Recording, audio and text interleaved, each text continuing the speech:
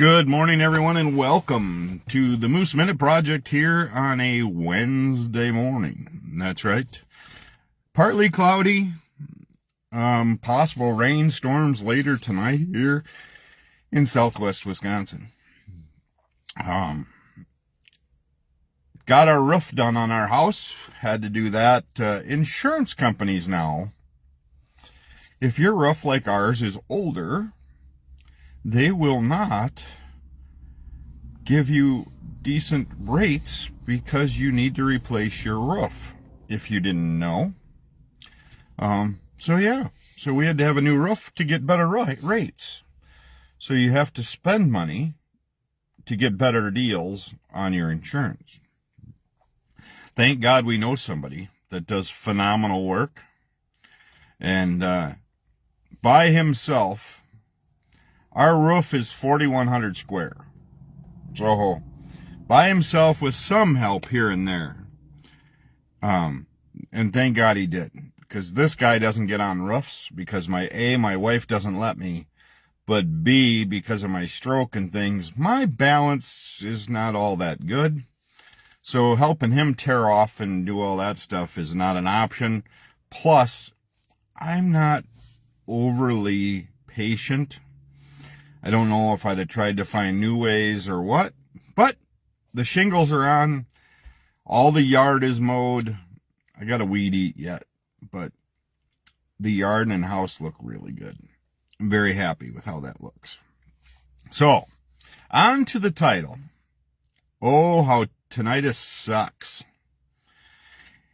So, years ago, I developed this ringing in this ear.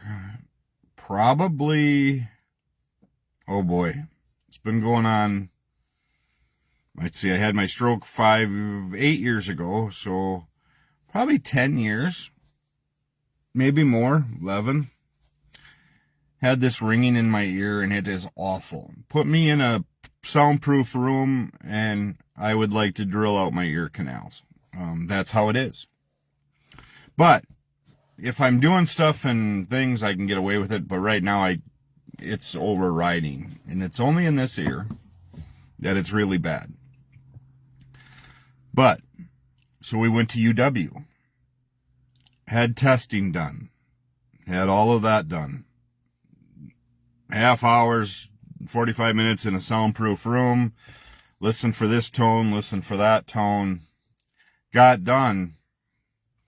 And the doctor there, the specialist, said, with tinnitus, it's just part of your imagination. If you can learn how to forget about it, you won't hear it. I will tell you what. I haven't learned how to forget about it then, because today is on full tilt.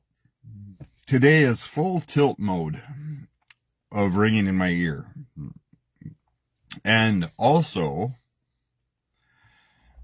part of that then affects with my stroke sensory stuff, with sensory overload. So if I get into a place where it's really busy, it's loud, a lot of people are trying to talk, plus then trying to hear things and trying to go about my day, my brain goes into overload. Which I did not know about until I started studying things from my stroke, that sensory overload is a big thing. Because there's days like when I get home at 4 in the afternoon or 5, I absolutely need to lay down for a half hour, 45 minutes. Because my brain feels like it's in a KitchenAid mixer. It's just going all directions. And it's hard for me to focus. And it's sensory overload.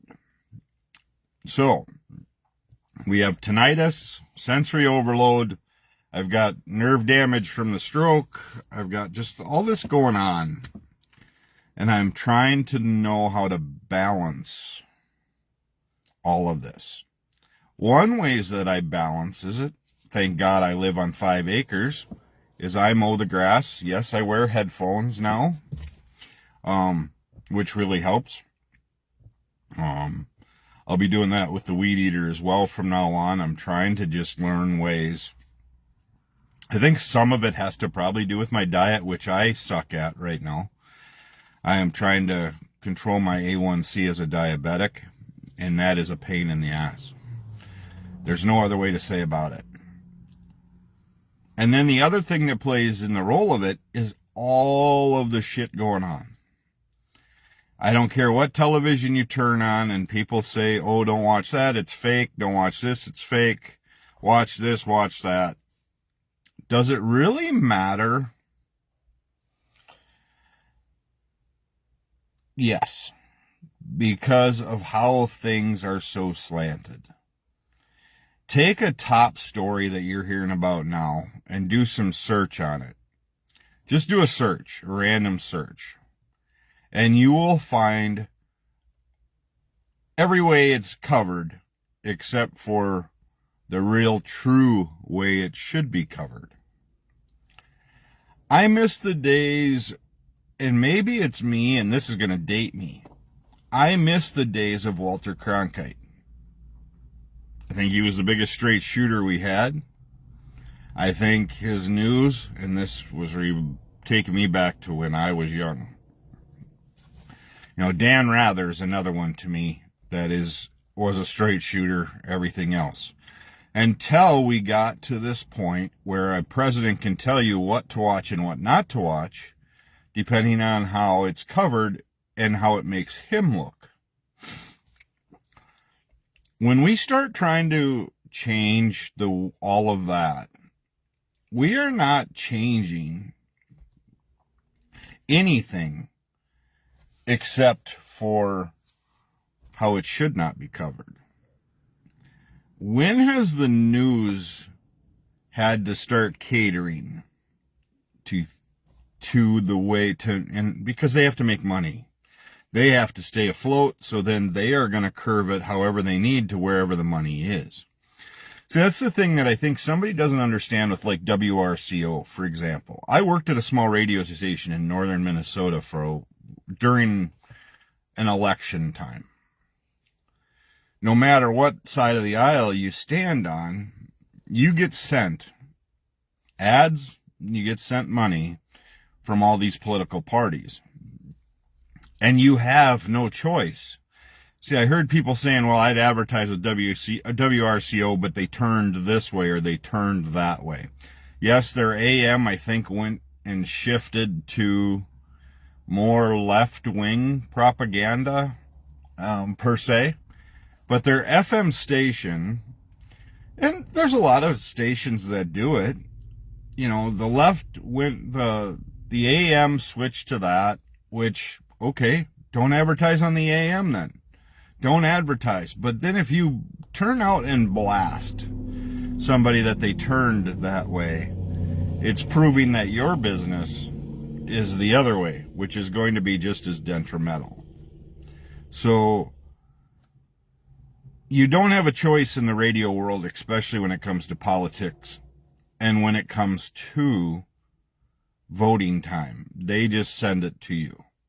Yeah, I've had a lot of jobs in my day with different realms. Surveillance manager at a casino, security manager at a casino, to the news director at a radio station.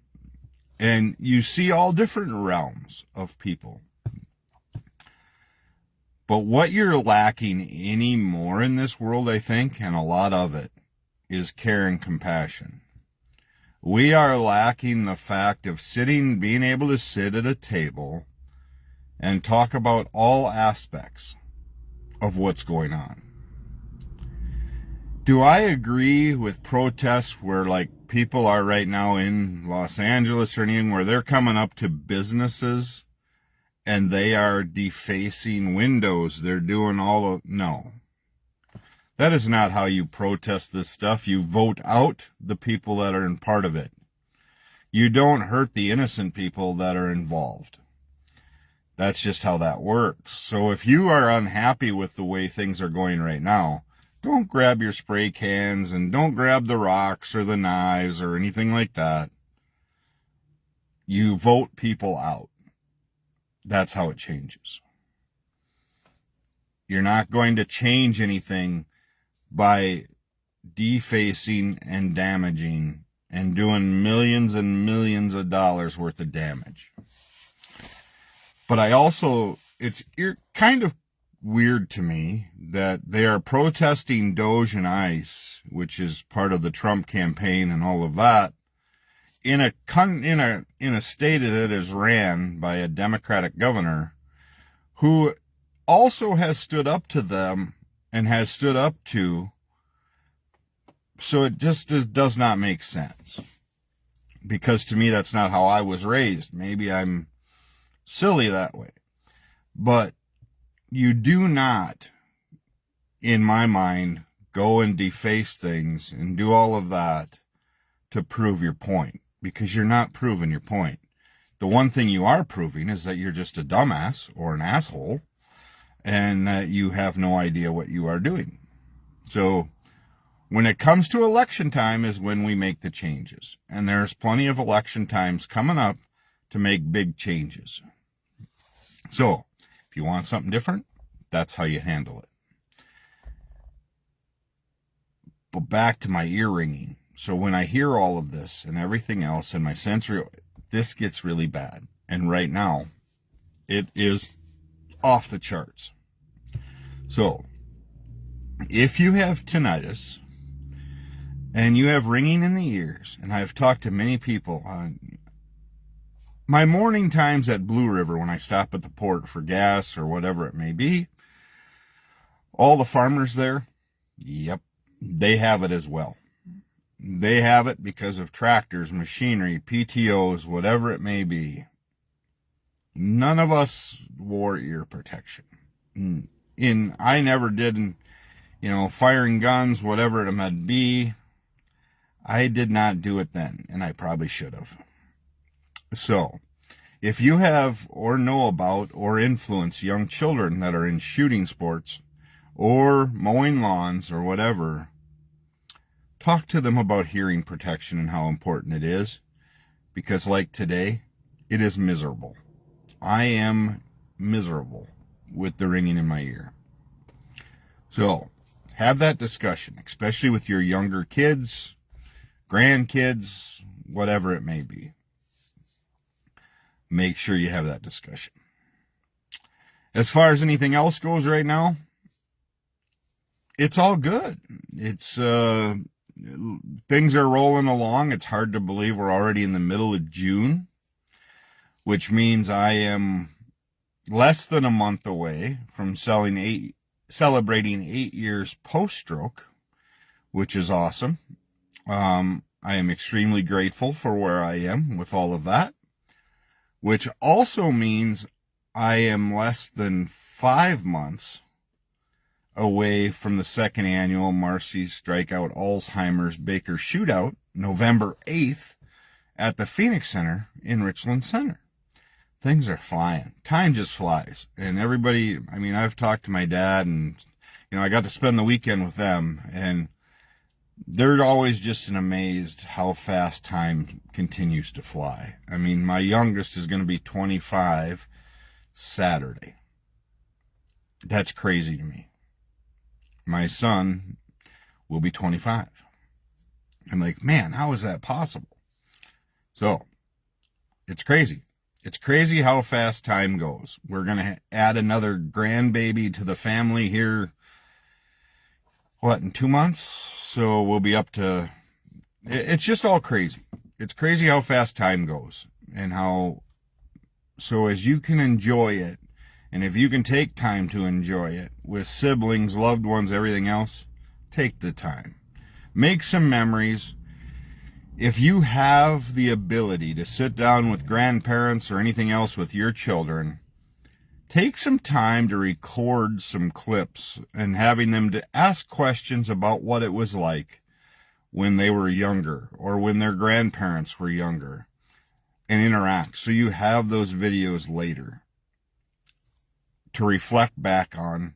We all have the technology, you're all listening to it on technology now, but sit down and have those discussions with great-grandparents, grandparents, of what it was like when they were growing up, what is the best things about the family. You know, family heritage is so important. Where did they come from? How did they get here? So people understand. But thank you for tuning into the Moose Minute Project this morning. I am going to head into work. But have a great day, and I will be back tomorrow morning with another edition of the Moose Minute Project. And as always, take time to bless somebody today, and we will talk tomorrow morning.